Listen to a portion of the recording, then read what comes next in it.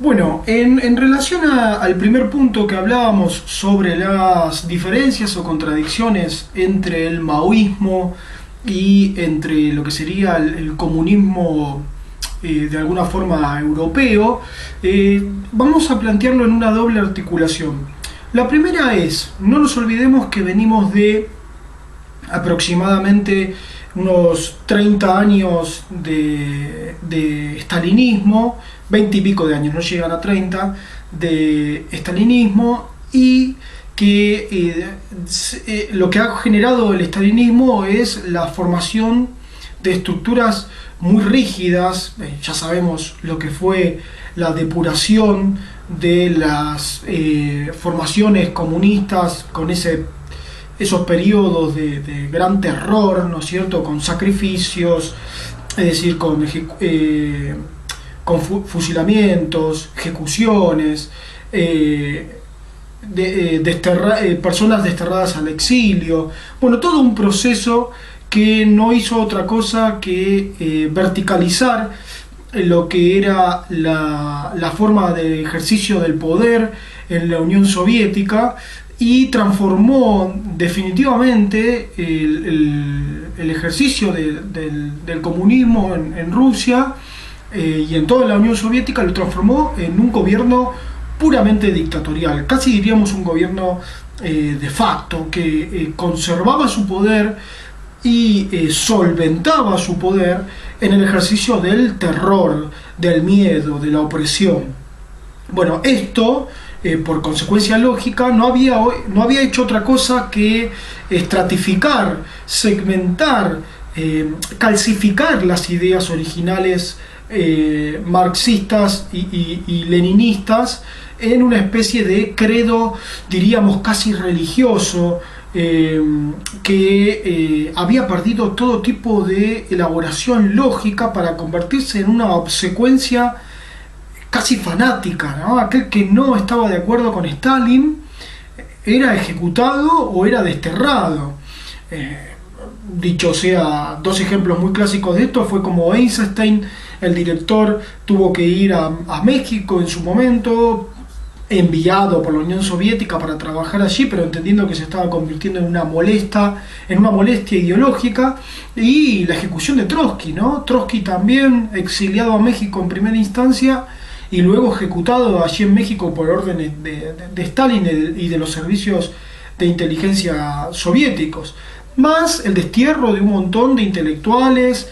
trabajadores y opositores, incluso dentro del propio buró soviético, a la Siberia, donde sabemos que es muy conocida esa historia.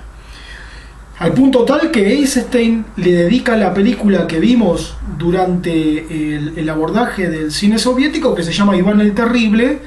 como modo de demostrar cómo el estalinismo había vuelto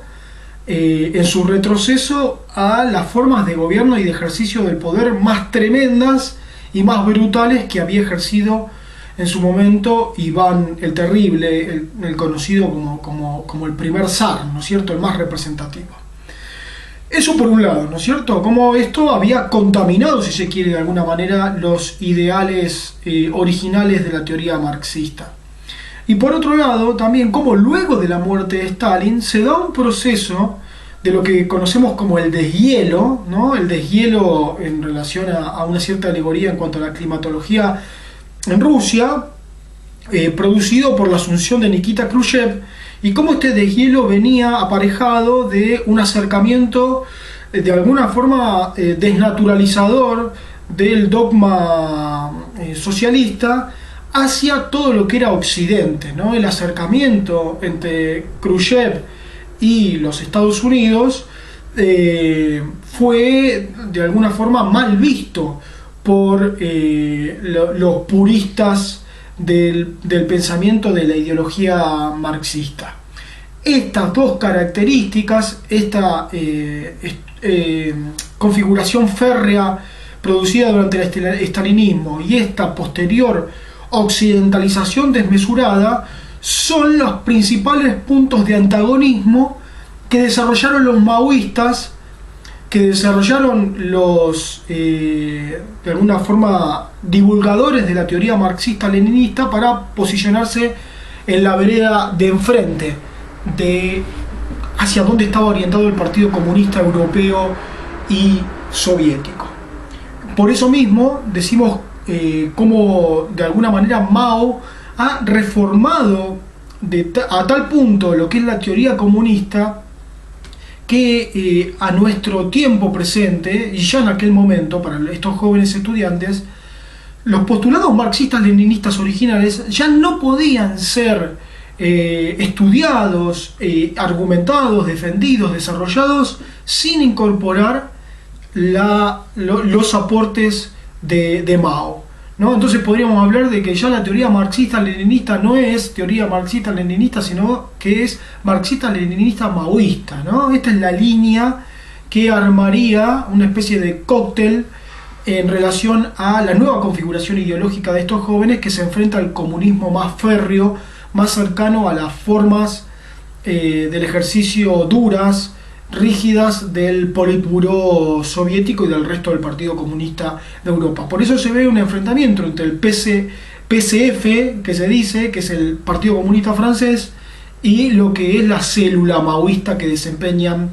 estos jóvenes estudiantes. ¿Cuáles son los aportes de Mao? ¿Cuáles son las diferencias fundamentales del maoísmo en relación al comunismo? Bueno, el primer punto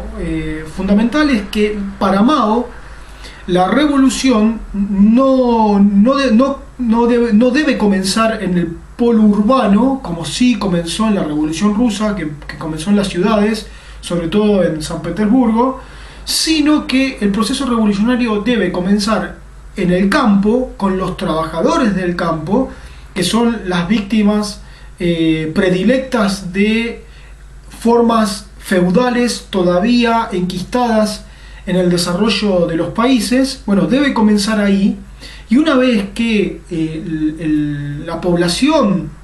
de campesinos accede a este conocimiento, toma conciencia de su propia clase y de su lugar en el sistema de opresión, esto por consecuencia traerá el paso a la conciencia de los proletarios en la ciudad. Es decir, estamos hablando de una revolución desde el campo hacia la ciudad, como para que de alguna forma esto le permite tener una dimensión orgánica,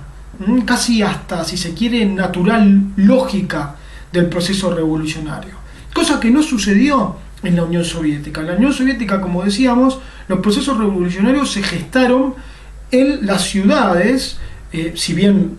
Rusia no era un país altamente desarrollado en pueblos urbanos todavía en aquel entonces, pero se gestó en las ciudades, e incluso una vez ya desarrollada y asentada la revolución, todavía se debatían pujas ideológicas en el campo, ¿no? Porque el desarrollo fue desde la ciudad hacia la conquista del campo, entendiendo que el trabajo fabril depende de la producción de materias primas que se desarrollan en el campo. En un momento de la Revolución Rusa se vio obligada a acudir al campo e intentar cambiar la cosmovisión de los trabajadores del campo y así librarse de los modos de producción feudal que seguían funcionando en Rusia aún con la revolución ya muy avanzada. Digo, una película clave que hemos analizado durante la Revolución Rusa fue La Línea General, ¿no? Esa película de Eisenstein que muestra cómo el trabajador, el proletario, el militante soviético lleva su conocimiento y lleva sus herramientas y sus maquinarias al campo para lograr el paso a la conciencia comunista de este campesinado que se mantenía en la ignorancia y en formas muy atrasadas de desarrollo. Bueno, ahí tenemos una diferencia fundamental entre las dos posturas, ¿no es cierto?